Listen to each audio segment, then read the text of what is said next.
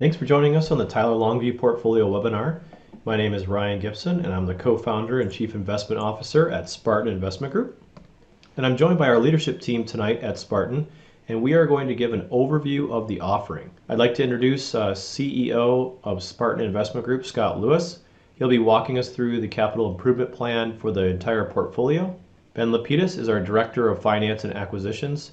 He'll be talking about the financials, capital stack, sources and uses, and also a little bit about our business plan and our financial analysis for the project. Lindsay Lewis, our Director of Business Intelligence, will be speaking on the market and feasibility analysis for the portfolio, and also be giving an update on the economy in Texas, our competitor analysis, and also talking about impacts of COVID surrounding this facility and this opportunity. And lastly, we have Jackie Gibson, our Director of Operations. She's our asset manager. She'll be speaking on the property and asset management initiatives for the Tyler Longview portfolio. As we go along in the webinar, please feel free to send in your questions to the chat box, and we will get them answered at the end of the presentation.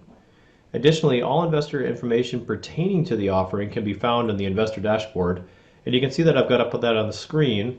And if you need to be invited to the dashboard, please send a private message in the chat box, and we'll get you an invitation to the dashboard to create a password and log in and view the offering. At the moment, we have a little bit less than half of the offering subscribed. We have about 1.65 million funded. So we'll be seeking a little less than 2.5 million to finish off the offering. So we are proud to present our latest offering, which is a 4-facility portfolio in Tyler, Longview, Texas. And this opportunity is pretty much as straightforward as it gets for Spartan, as it's already 90% occupied, it has a small expansion component, and it's mostly just value add through operational optimization. But before we continue and jump into the offering, we'd like to get a few disclaimers out of the way, which is these securities have not been approved or disapproved by the Securities and Exchange Commission, nor has the Commission passed upon the accuracy or adequacy of the memorandum. And any representation to the contrary is a criminal offense, and the information in this offering is available to accredited investors only and is furnished for your use as a potential investor in the company. And by receiving this memorandum and presentation, you agree not to transmit, produce, or make this memorandum or any related exhibits or documents available to any other person or entity. And your failure to keep this memorandum strictly confidential may cause the company to incur actual damages or indeterminable amount of possibly subjecting you to legal liability. So with that out of the way, we'll go ahead and get started. So a little bit about Spartan Investment Group first. Our physical office headquarters and about 12 of our corporate staff are in Golden, Colorado. And Spartan is a completely vertically integrated company with over 4,000 units under ownership and management in both storage and RV parks. So we perform all the aspects of the business to include the property and asset management, construction management, capital raising, and acquisitions. And to date, we've organized about $28 million in private equity to acquire just shy of $100 million in assets. And we have 9 completed projects that have gone full cycle and additional 9 projects under management currently. So overall, we're raising $4 million from accredited investors only.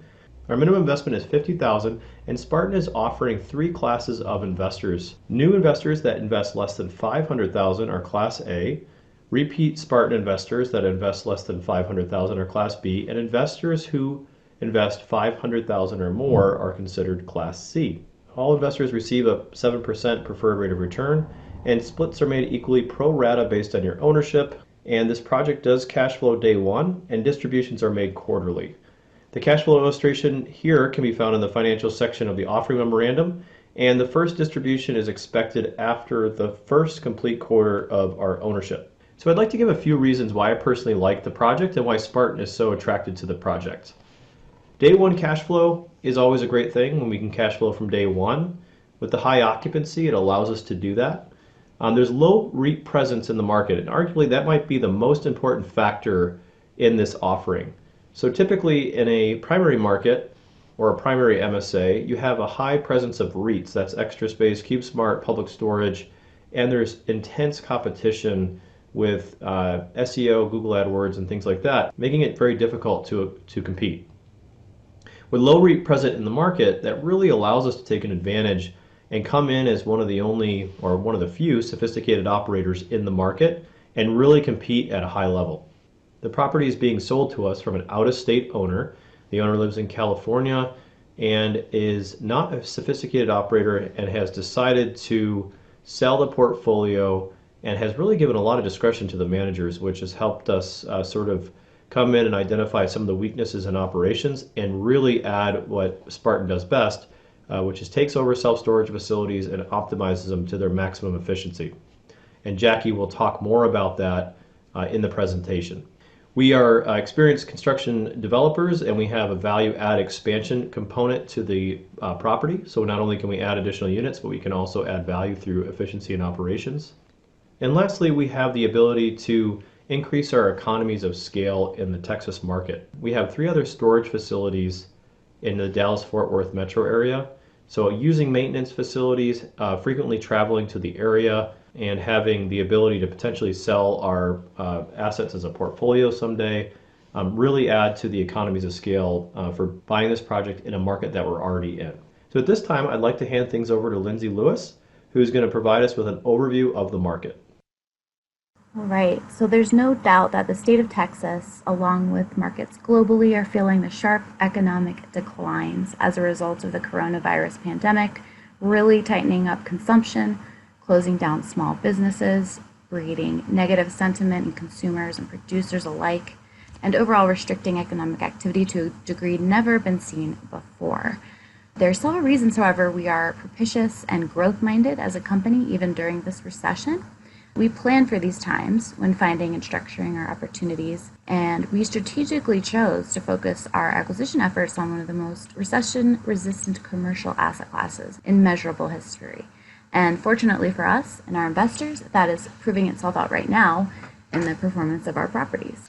East Texas, and particularly Tyler, like all large MSAs, are being hit hard by the shutdown of hospitality industry. Unfortunately, this is somewhat hedged by the large presence of healthcare and biomedical infrastructure and industry in East Texas. Assuming no additional shutdowns occur, the Perryman Group, who has been advising the Tyler economy for over 30 years, projects that employment will not get back to 2019 levels until about 2022, with about 2 to 5 years required to achieve pre-virus baseline expectation.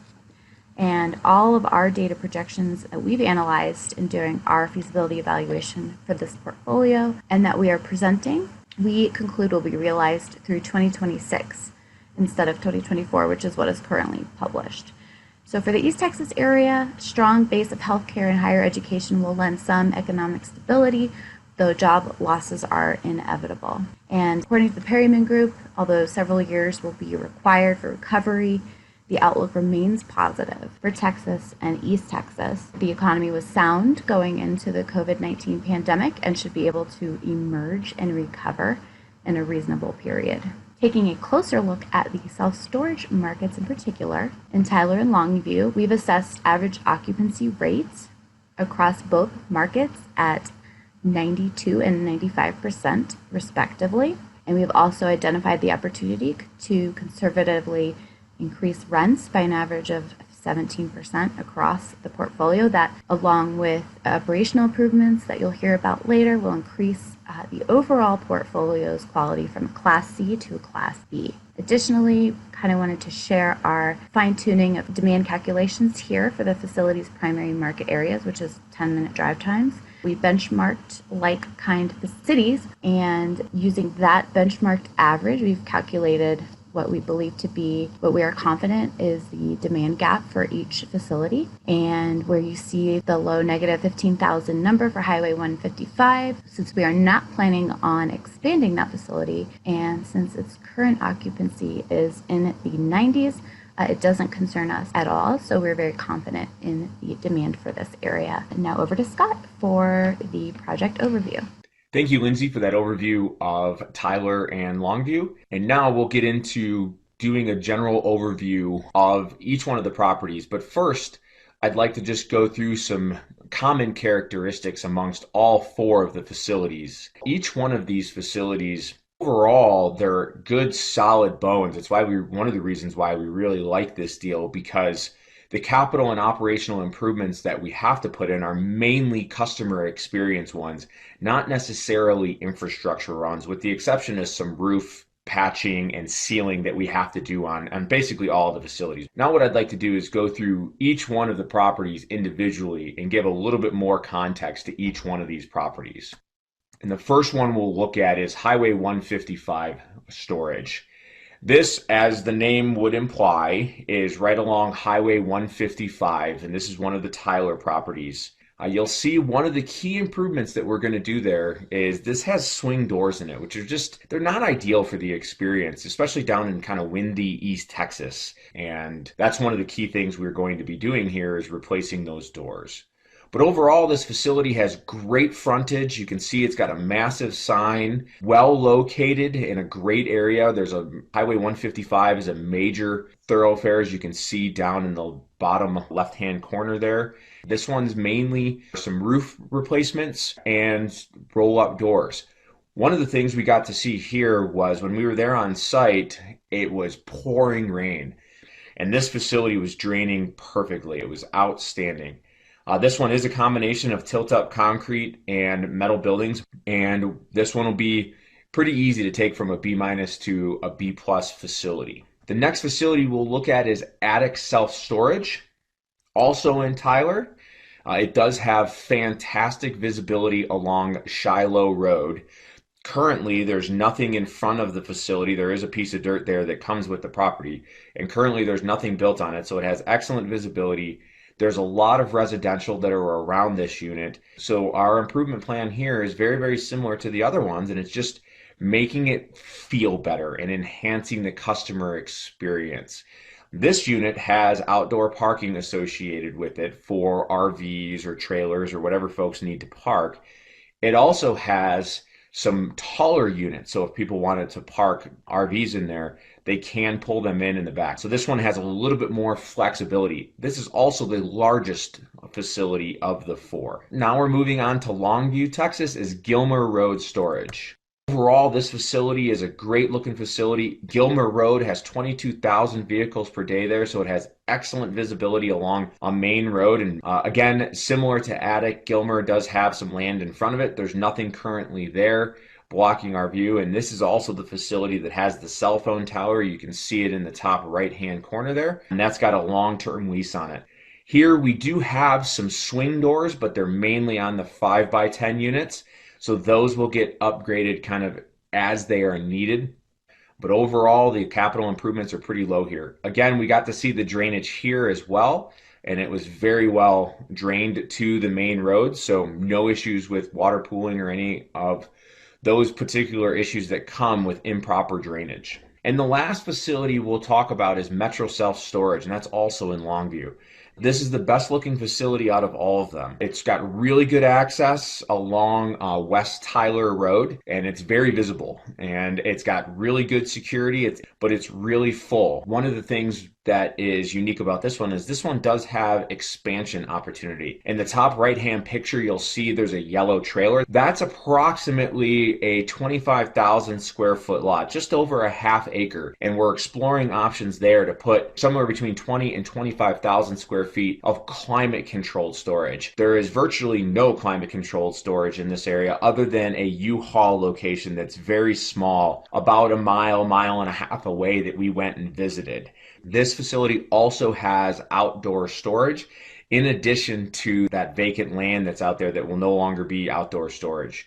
100% roll-up doors, 100% metal construction, and here the capital improvements will be very cosmetic other than the expansion where that yellow trailer is. So our capital improvement plans kind of across the organization, we have Highway 155 there pictured with those swing doors because that's one of the larger items on our capital improvement plan is to swap out all of those doors. We've already got quotes for them. We've got Forge Building getting access to a couple of different door manufacturers to get us quotes. We'll repair the drive aisles and recoat for a fresh, clean look. It's more of the latter there than the repair. There's not really much damage to the drive aisles there. We could just recoat them for that fresh coat of asphalt that just gives it that solid black feel when you get into the facility. It just looks clean and it feels good when you get in there. We'll repair all roofs to ensure units are leak-free. Highway 155 does have a set of units that are leaking right now. Not a big deal. We know what the problem is, and we have quotes to go through and seal all of the roofs across the entire portfolio because we don't want any issues there. All of these properties right now have live on site management, and we're not a huge fan of that because one of the things it doesn't do is it doesn't allow for any retail in any of the offices there. They're fairly large, as you can see at Highway 155. That's a two-story kind of office there with an apartment up top, and it also occupies some of the bottom part of it. Same story at the attic where Gilmer Road and the other facility are both single story at Metro as well. So we're going to renovate those offices to provide an enhanced experience. They're just dated right now, but we'll add storage retail goods to just add another ancillary revenue stream. Repaint, repair all building damage. There's some minor dings and nicks across the metal buildings. The tilt-up concrete was actually in fantastic shape. It just doesn't look that great. So that's why we want to look at repainting some of those to just enhance the feel. I've already talked about replacing all of the security cameras, and then we're just going to enhance the signage at the facilities. The really good thing is as you can see in this picture, that's a major sign. That thing is massive. And those pole signs can range anywhere from $25,000 to $40,000 depending on it. That's probably closer to $40,000. So for this particular deal, we don't have to worry about adding pole signs. But the signage around the buildings are your traditional just print on paper and tape to the wall, which is just not how Spartan operates. So we'll enhance the signage across to just give it that more professional look. And with that, I'm going to turn it over to Jackie Gibson, and she's going to take us through asset and property management. Thank you very much for your time, and Jackie, take it away. Thank you, Scott. So I will go over today the operational improvement plans for the Tyler Longview portfolio, as well as talk a bit about our asset management plan and property management plan for the properties. We will be increasing rents to market rate almost immediately upon purchasing the facility. In addition, we'll implement a 24-hour online booking and call center for the facility. We'll be improving staff training and enhancing the customer experience. So we will have a big emphasis on training for the facility managers. We will have a regular cadence for that training. In some cases, we may actually need to hire new staff for some of the properties. We'll also be developing community partnerships for cross-marketing purposes. We'll specifically target vendors to develop corporate business relationships to store their belongings at our properties, or also to reach out to local businesses to also promote our storage facilities. So for instance, moving companies, brokers, apartment buildings. We'll also strengthen paid advertising on the internet and marketing efforts. Basically, all of the digital marketing efforts need to be bolstered. And then we will also be adding ancillary revenue streams. For example, they currently do not offer tenant insurance. That's a great add-on. So when someone rents a unit, they would either need to prove that they have insured items or purchase tenant insurance through our managers. We then receive a portion of that revenue from the insurance company. We'll also be adding retail sales, so basics such as locks, boxes, mattress covers. And then we will also go ahead and look into bringing U-Haul to some of the properties so that we can also capitalize on some additional revenue from the U-Haul rentals, but most importantly, the exposure of people who are moving to our storage facility. So again, that's a really great reason to kind of get people in the door. If they're looking for somewhere to store, they're probably more likely to store where they drop off the truck. Or if they're just familiar with our facility because of our truck rentals, that's really great cross-marketing. So for the asset management piece, we're constantly evaluating our competitors, where we sit in the market, how we want to price our product and position our product. So we'll always be monitoring that piece with the asset management. Then there's the life cycle. So there's the purchase, there are the initial improvements, there's the stabilizing of our assets, and then the ultimate disposition and what that all looks like. Financial piece, so constant financial monitoring through our financial reporting processes, and then the liability, so the insurance at the properties, making sure that we're adequately covered for our property insurance as well as our general liability insurance as well. Property management piece, so constantly evaluating our revenue streams, making sure that we are strengthening and maximizing the amount of revenue into our properties. The marketing, building a comprehensive marketing plan for each property and then the portfolio in general and executing on that plan, constantly looking at new marketing opportunities, both kind of local on the ground marketing as well as that digital marketing piece. Maintenance, putting the preventative maintenance plan in place, and then also ensuring that we have regular checklists that our maintenance managers are kind of executing against, or also relying on kind of some outside vendors to do some of that heavy maintenance piece as well. Then compliance, so holding regular quarterly audits of the property, not just financial, but also operational audits, and making sure that we're adhering to the state and local laws for that specific property. So on that note, I'm going to hand over the presentation to Ben Lapidus, our Director of Finance, where he will walk through the financial analysis for this project. Thanks for that wonderful overview, Jackie. Hi folks, my name is Ben Lapidus, Director of Finance and Acquisitions for Spartan Investment Group, and I'm going to be running us through the financial information regarding the Tyler Longview portfolio. Let's dive into what exactly Spartan Investment Group has planned for this portfolio. Well, as mentioned before, we're looking for $4 million of equity, and that's going to be coupled with $7 million of debt. How are we going to use this money? Well, the first thing is we're going to buy the portfolio of assets for $8 million.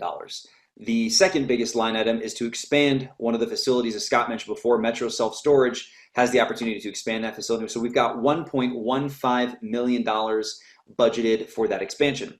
In addition to that, we've got $800,000 budgeted for initial improvements. This is everything that Scott mentioned about the drive aisles, the roofs, the doors, the aesthetics of the property. In addition to that, we've got our soft costs, which include almost $200,000 of closing costs, an upfront initial rebranding and advertising budget of $30,000, and then some cash to have on hand to operate the facility that we expect to be there at the end of the project as well. And then $500,000 of sponsor fees, and all of that together rounds up to about $11 million. All of our method for financial projections is based off of an internally produced underwriting file. We do have a sample of assumptions that are found herein and also found in the offering memorandum, but there are a lot more assumptions that drive the calculations of this underwriting file. And here we see the first 5 years performance broken down. So there's a couple of callouts that I'd like to draw your attention to. Under year one, all the way to the bottom, in that big blue line that says net ordinary income, you'll see that there is a positive number from year one. This is a day one cash flow project. You'll also see that net ordinary income grows from $100,000 in the first year to $600,000 in the last year. This is by consequence of improving the rents, making our operational efficiencies more efficient, and also expanding Metro Self-Storage. The other item that I'd like to draw your attention to is the debt service coverage ratio, which can be found about 6 lines from the bottom above total other expenses. The debt service coverage ratio is an indication of financial risk relative to the debt that's being taken on by the company. Typically, lenders want to see a debt service coverage ratio of at least 1.25. That means that there's enough net operating income coming into the project to pay for the debt, as well as 25% more than the debt service for profit. In this case, we see a debt service coverage ratio of 1.5, which is a healthy starting point. And that grows all the way to almost a 3 times debt service coverage ratio, which is 2.5 times the standard of a lender. That's indicative of the financial risk of taking on debt for this project. In addition to operating cash flow, there's always a liquidity event, whether it's a refinance, a sale, a recapitalization, something that's going to return the initial contributions to you in addition to any upside generated by adding value to the project. Our target year for that is year 5. However, on this slide or in the offering memorandum, you could see what different exit dates would look like in year 3, year 4, or year 5. Moving on, looking at the distribution waterfall for the entire project, we're targeting a year 5 exit of this facility. And so all of the contributions that were placed into financing, capitalizing this project will be paid back in year 5. On this slide, as well as in the offering memorandum, you can see what the different exit scenarios would look like for year 3 or year 4. But we're predicting anywhere from 3.2 to 3.8 million proceeds value added in this deal that will be in excess of the contributions, paying off the debt, returning all of the equity contribution. We're expecting to have $3.2 to $3.8 million left over after that. Moving on to the exit scenario of the Tyler Longview portfolio. We're targeting an exit in year 5. That could be by way of sale, refinance, recapitalization, but our target year to return the contribution that you might make into this offering, as well as any upside that's generated from adding value, is in year 5. And the proceeds from sale, that first blue line here under year 5 shows $3.8 million of proceeds generated.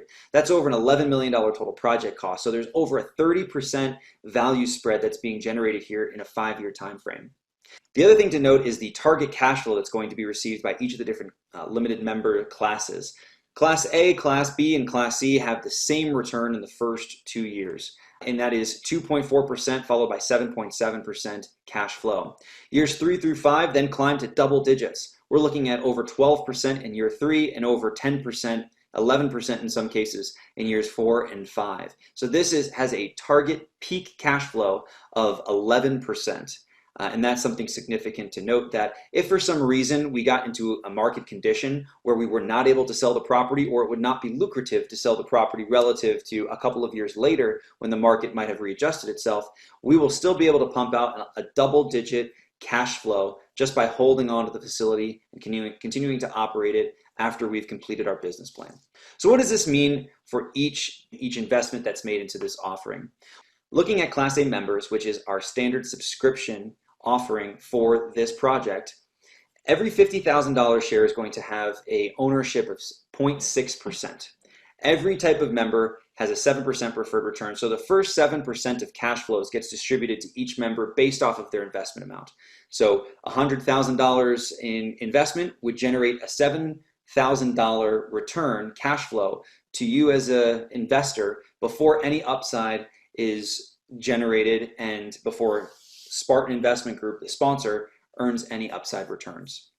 If you look at the Class A member table on the bottom left-hand side of the slide, you'll see the exact cash flow that we're targeting in years 1 through 5, starting with $1,100 in year 1, ending with $5,400 in year 5, for a total of $22,149, which works out to just shy of 45%. In addition to that, the liquidity event will generate slightly more income than the cash flow over the first 5 years. We're targeting $22,646 for the liquidity event in year 5 by way of sale, for a total return of $44,795.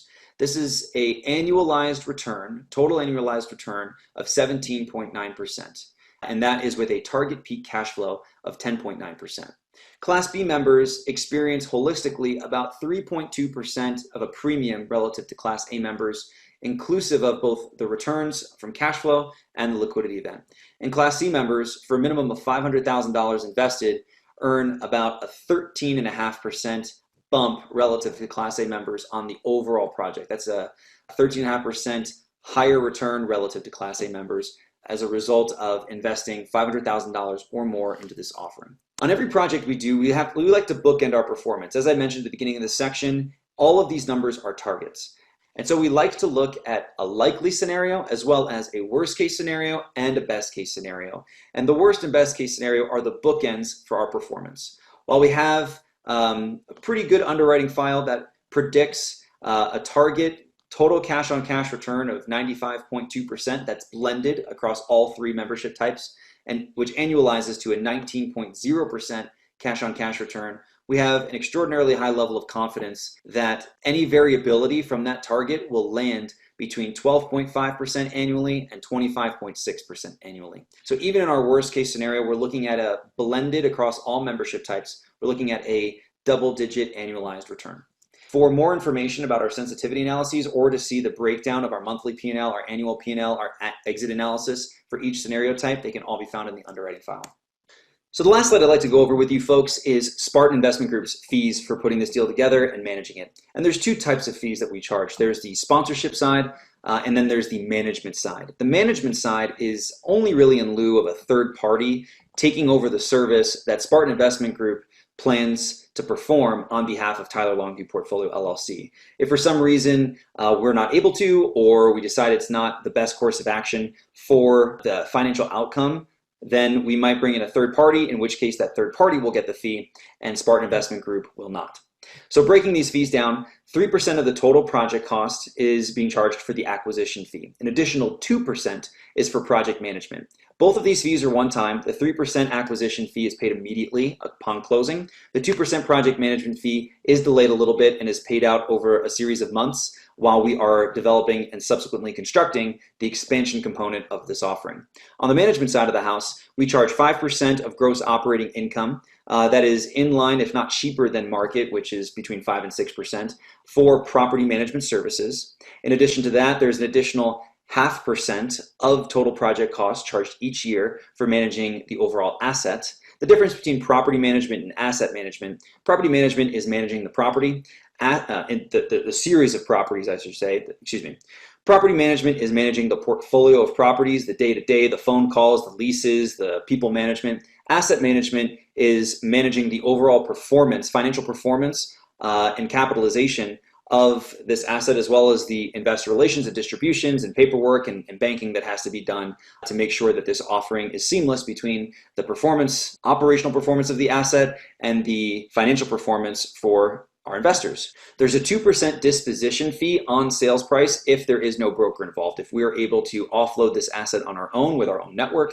we charge less than market rate of 2% to sell this asset.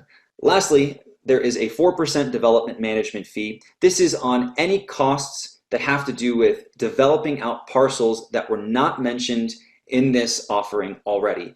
There are a series of parcels that Scott mentioned earlier that might have development potential outside of self-storage, perhaps some office space or alternative asset class, and none of that performance is planned for here, and none of the capital that would be required to develop those assets were included in the sources and uses. So this 4% development management fee would be for any costs associated with developing those parcels in excess of this business plan, based off of costs that are in excess of what was already shared in the sources and uses. Based off of what is found herein, the 4% development management fee would be based off of $0. So that management fee only comes into play on some of the gravy ideas that we have in excess of this business plan.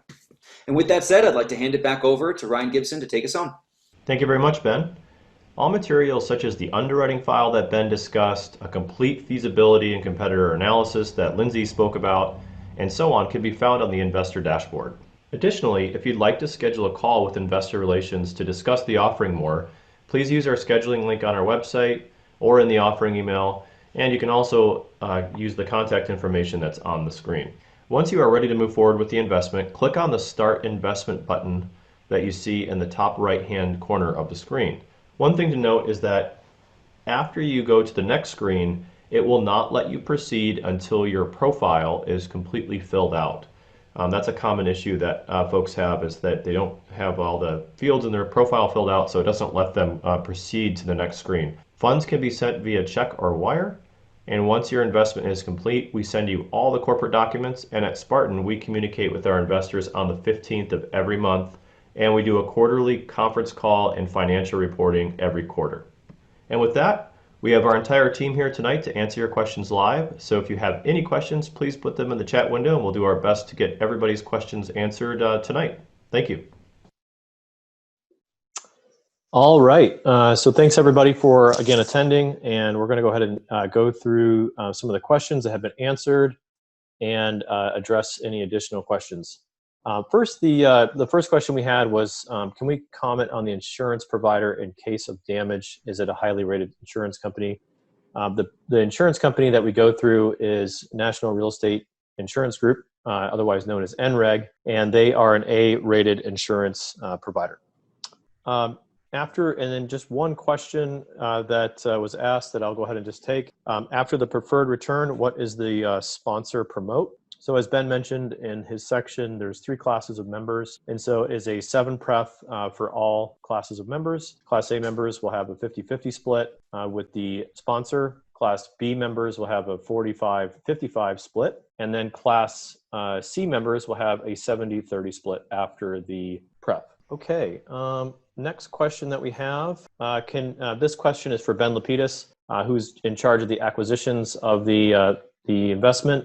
Can we see a trailing 12, 6, and 3-month data to compare the year 1 pro forma? Absolutely. All of our due diligence information that we receive from the broker initially, as well as all of our requests that they painstakingly have to supply to us because we are so thorough, can be found in our due diligence folder in the investor deal room. There's nothing there that is missing from what we have. So that includes as many as 24 months of bank statements for each of the properties, That includes deposit slips, that includes tax returns from the seller for multiple years, as well as trailing P&Ls. Okay, great. Next question we're going to have is for Lindsay on the demand and feasibility study. And that is, in terms of demographics, what is the draw for potential residents to Tyler and Longview, and what is the makeup of current and coming populations that create demand for storage? Sure. So I would say some of the standout draws would be affordable housing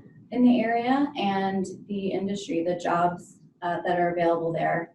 Demographic, I can, off the top of my head, I have a couple of variables. Median age is 36, average or median household size is 3, but I could definitely provide more in-depth information. And I can give some anecdotal from our trip down there when we were doing our feasibility and due diligence. Both of the areas were incredibly vibrant. Tyler, a little bit bigger than Longview.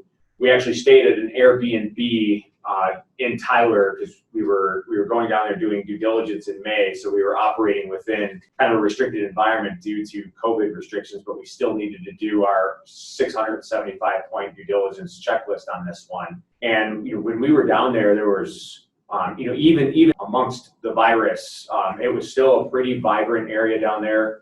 We were able to check out some of the restaurants, in a limited capacity, but even driving around, you could just tell that the area was pretty vibrant. And Tyler is a good crossroads in between Shreveport, Louisiana, and then also Dallas, Texas. So it's kind of a seat to that Eastern Texas corridor along I-20. So it's a good kind of stepping off place. Great. So the next question I have, in the OM, it says that there's monthly cash flow. That just kind of on page 49. To clarify, will it be quarterly or monthly distribution? So similar to previous investments, we start with a quarterly distribution, and then when it's appropriate, we switch to a monthly distribution if it's appropriate.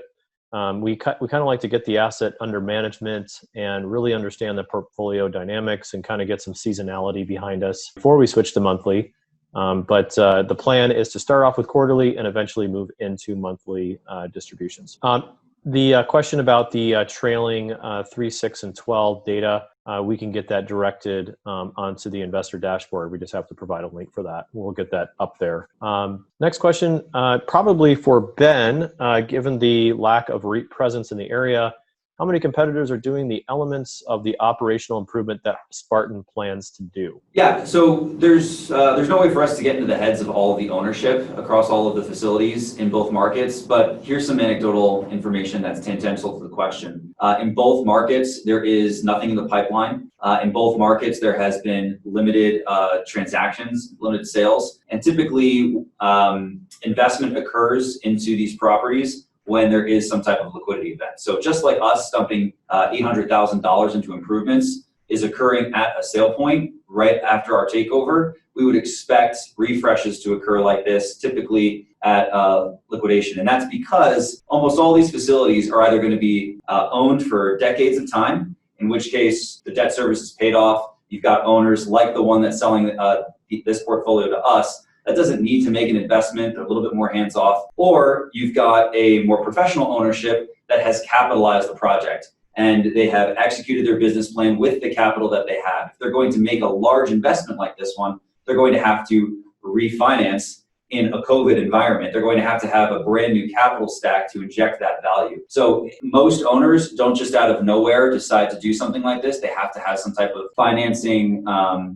organization in advance. They have to organize themselves financially to make this kind of investment into their facilities. And the lack of investment into Tyler and Longview is suggestive, when things have been good over the last 5 years, that in an age of COVID, there's not going to be a lot of folks doing this. So that's a high-level market answer as opposed to a specific facility by facility. Okay, great.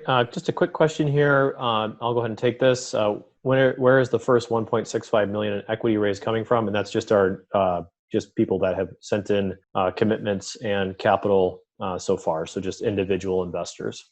Does the 50-50 split for Class A apply to both cash flow and profit on disposition? Yes. Answer that. There was a question, do you buy business continuous insurance for your properties so that you still receive rents and if fire or other incidents occur while you rebuild? I checked with our director of operations and that, yes, we do. Okay, Ben, do you want to handle this question? Are distributions based on the 7-pref or based on actual cash-on-cash return? It's a good question. The distributions are based on actual performance, operating performance, cash flowing performance of the assets. The 7-pref is an indication of who gets paid first. So the first 7% annualized on a rolling basis gets paid to limited members. If 7% is available, it goes to investors. If 7% is not available, it's retained within the company. It's not distributed to anybody. If more than 7% is available, it gets paid to investors first, to the 7%, and then any unpaid preferred return balance from previous pay periods when the 7-pref wasn't distributed. And then after that preferred return balance is reduced to 0, it is split 50-50 or based off of the owner's makeup. Okay, thank you very much. Scott, this one's probably for you. How many, and maybe a mix of Lindsay and Scott, how many and what type of units do you believe can be accommodated in the expansion areas of each site? And I believe there's only one area that we're expanding, that's Metro. That's true. We don't have a unit mix yet. We're in the very initial stages. We are projecting 20 to 25,000 there. But it's really early on. We are sitting down with the city of Tyler to discuss, with the city of Longview to discuss kind of exactly what we can do there. We've done some estimates based on an initial conversation with one of the city planners, but we don't have a unit mix yet. Scott, I'll just keep it to you. Any special risks with having a cell phone tower or a cell tower on site? Not that we're aware of. Quite frankly, that cell tower is one of the things that we would like to get rid of because that's on a fantastic piece of property. It's got some really nice right-of-way frontage on Gilmer Road. So if I had my way, we'd tear the thing down tomorrow and get rid of it and use that land for some other higher and better use. There is a contract. It is basically a triple net contract so that the cell phone tower owner is responsible for their little section of that. And it's gated. It's kind of off to one side of that piece of dirt. So they're responsible for maintaining all of that. Great. Next question is, what is the timeline for investment? How much time to bring in the money? So we do things on a first come, first serve basis. So I would say we'll have the subscription filled up and probably over the next 2 weeks. We don't have a funding deadline. We just do it on first come, first serve. Ben, do you want to talk about the closing timeline for the investment or closing timeline for the property rather, or the portfolio? Sure. So based off of our original contract, we had 3 properties under contract and our closing timeframe for that was July 21st. However, while doing our due diligence trip, we were able to get the seller to sell us at an even more favorable rate per unit than the first 3. His fourth and final facility. By consequence of that, we did have to start our lending conversation over with 4 properties involved.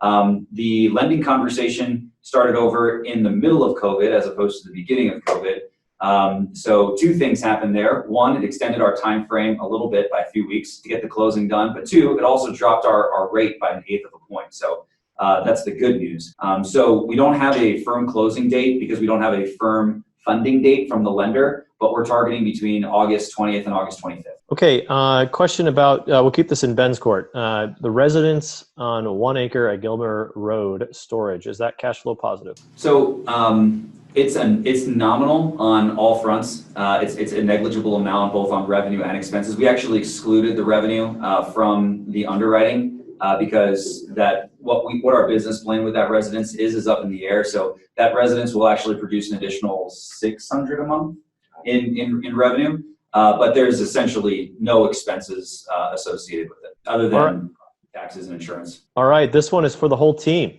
I asked this before, Ryan, but I'd like to ask you all this. Do you get a sense that the demand for storage in the area is due to economic expansion, more jobs and population growth, or is it due to economic dislocation, people moving from larger to smaller homes, or businesses downsizing and needing more storage inventory? I think the answer is yes. All of the above.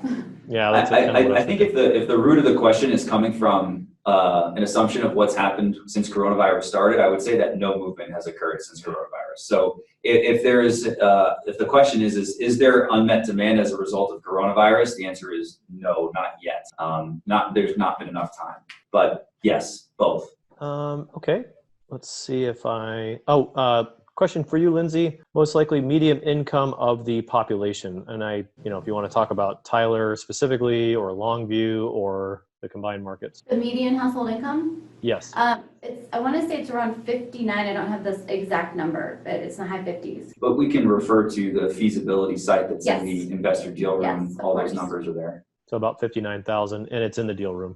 Okay, I'm just making sure that I covered everybody's questions. I don't see any other questions.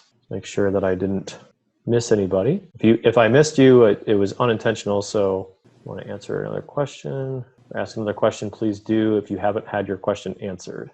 No other questions at the moment. We do a final call for questions. All right, going once, going twice. All right, well, I think we've answered everybody's questions here. And just wanted to thank everybody for attending tonight. And this webinar will be recorded and sent out to everybody for future use and replay. And for those who couldn't attend tonight, thank you very much, everybody, for considering the offering, and have a great rest of the evening.